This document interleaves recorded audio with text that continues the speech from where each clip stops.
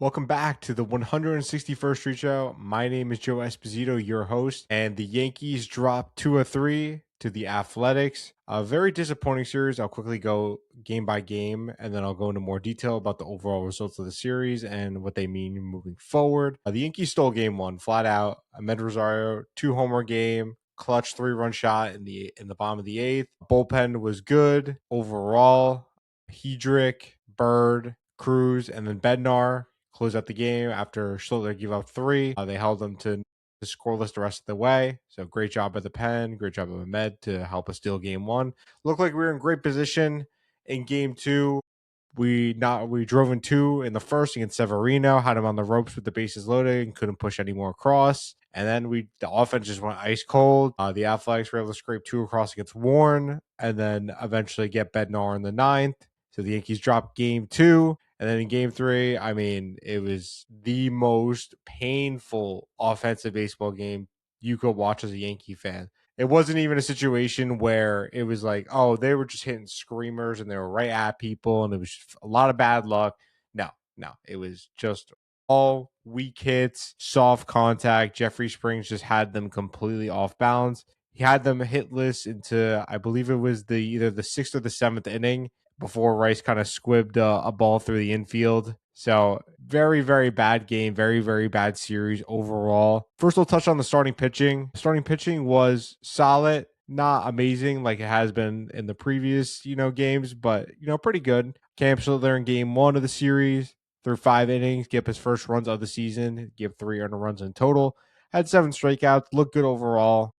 Did give up obviously, some harder contact than we were used to. His velo was down. I would say that was more than likely due to the extreme cold temperatures we had in the Bronx. Night games in April in the Bronx, you're just going to have some cold nights, especially this early on in the year. It's going to be hard for pitchers to have their velo, at the normal levels that we're accustomed to. So I don't think anything too concerning there. Still overall, like I said, a pretty solid outing for Schlittler. Will Warren has continued to kind of had the up and down results. He'll look good 1 inning and then kind of seems like he loses control a little bit. He had 3 walks. Definitely something he needs to work on. Only through 4 2/3 innings. 2 runs, only 2 earned runs. So not horrible, but we definitely need more length out of Will. Definitely want to see him, pound the zone a little bit more. Seems like he has really good control certain innings, and then certain innings he loses his field for his fastball, his off speed pitches. It's very weird. It's very like inning to inning Jekyll and Hyde with Will Warren.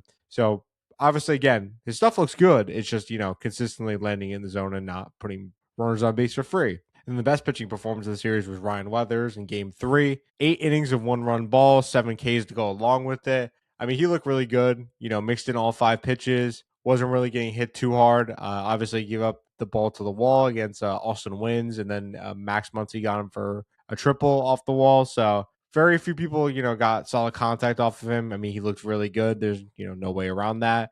So very encouraging to see him build off of this start. Had 100 pitches. That's the first time his MLB career. 8 innings is tied for the most innings he ever threw in a single start. He's already up to 0.7 F4. Just want to put that out there. I think over the past 3 seasons, he's accumulated 0.9 combined. So obviously very good.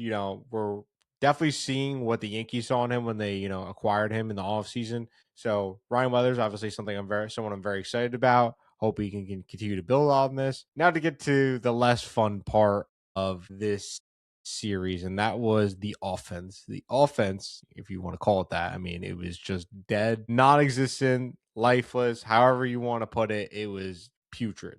And it wasn't even just the bottom of the order, which we'll get to. I mean, when you just look at the overall combination of 1 through 5 in the order of Grisham, Judge, Bellinger, Rice, and Stanton, they want to combine 7 for 49 with 7 walks. You're just not going to win when those guys are producing those results. It's just as simple as that. It was bad from top to bottom, truly. I mean, there was outside of Ahmed Rosario, there was no person in this series where you were like, yeah, that you can point to them and you said, yeah, they had a good series. It's terrible. Then obviously the bottom of the order is not helping it at all. This is something that obviously we've seen over the course of the season so far. Wells looks lost. Caballero looks lost. McMahon, dear Lord, Ryan McMahon looks lost. I mean, it is bad. I wrote an article today. It's out on X. Follow me on there. My account is Joseph Esposito 0. I mean, it's really bad. I mean, I just don't even know how to put into words. He had a batting stance change in the offseason to improve on his whiff and K percentage. And again, I don't want to overreact. I think I still very well could see him going back to his, typical 80 to 90 WRC plus player, and it's not as killer. The thing that's also killer is his defense has been bad. He's at -2 OOA and -1 FRV. So having the bad defense mixed in with this, I mean, I don't even know how this is like Oswald Peraza level offensive production. Oswald Peraza, when he was with the Yankees last year, had a 27 WRC plus, and I think I can speak for all Yankee fans when I can say we want to pull our hair out watching Oswald Peraza at the plate. Ryan McMahon has a 29 WRC plus for comparisons. Yeah, not great. Not great. Don't love it. I hope to see him, definitely start to go in the right direction because, yeah, I mean, I mean, the bad bat is one thing. Like, again, like the 10 to 20% below league average bat, obviously mixed in with his good defense, supposed to be good defense, that's passable. But I mean, this level of offensive production is, dear God, it needs to improve. It's really quite bad. Another guy I want to highlight, Brent Hedrick. He has looked very, very good. He's striking out a lot of people, getting a lot of chases, getting a lot of whiffs. He's definitely, you could see the guy that the Yankees kind of started to build on last year. He did look good in spots during last season, and now he's starting to seems like he's putting it all together. One thing I do want to say, the Yankees have to be very careful with how they are using him. I mean, he's already pitched in 8 out of 12 games so far. I get it. I mean, obviously the Yankees have played in a fair amount of tight games so far this season, so that obviously leads to things like that. But I just want them to be very careful. Like, we don't want, Hedrick is probably, his career high innings is probably nowhere near the pace that he's on. So they definitely should try to dial it back if the opportunity presents itself. Because, like I said, this is kind of an unsustainable rate that he is, pitching at for the Yankees. And my final thought, and this is like super just like bothering me. I mean, I've seen a lot of other people complain about it as well. Cade Winquist, what is the purpose of him being on the roster? Can someone explain that to me? Why do you have a guy on the roster as supposed to be, that 13th man in the bullpen to kind of save some of your guys like Bird, like Hedrick, like Cruz? They haven't pitched him. They haven't pitched him. It's crazy. There's been situations 100% to get him in the game. Like, there's been 5-run leads, 6-run leads late in the game, and instead they've opted to go to like Blackburn or Yarborough instead of going to Wink. I mean, is he that bad? That my whole thing, is he that bad? You can't trust him to come into a 5 to 6 run game and not completely implode. And then it raises the question: why is he on the roster? It's baffling.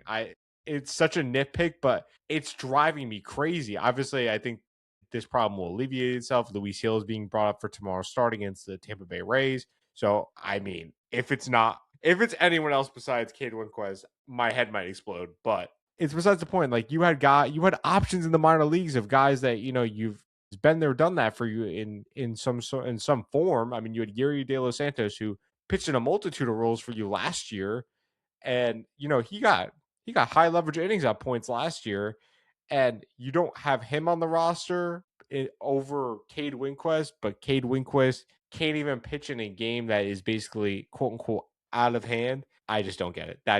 It's driving me insane because it makes no sense. It makes no sense at all. Driving me crazy. Anyway, obviously a disappointing series, especially after you win game one. You definitely want to take the series at that point, and especially with the way they were kind of all over Severino to start game two.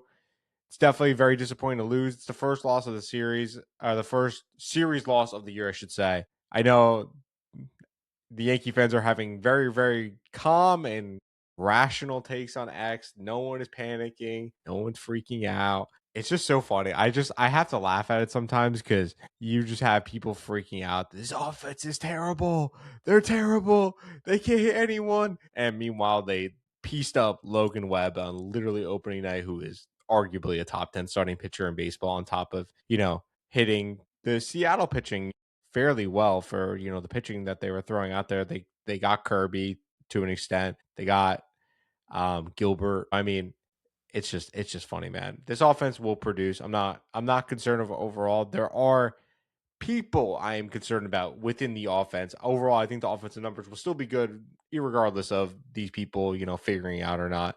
Caballero, I has all but guaranteed himself that Volpe will reclaim the starting job without much resistance upon his return, which is fine. I had a feeling Caballero in a more full time role would not live up to everyone's expectations of him. Obviously, you believe as a fan, you have hope and all that. But I just didn't see him being, an everyday MLB starter. And I just also think he's just so valuable in the utility role that he can play for us if Volpe is the starter. So ultimately, I think that is the best, line of construction at the moment is to have Volpe, starting and Caballero on the bench when he returns. Anyway, that's going to do it for us today. Please remember to like, subscribe, comment, give me your thoughts on the series, your thoughts on the pitching staff, the offense, all that good stuff. And I'll catch you in the next one. Let's go, Yankees, everyone.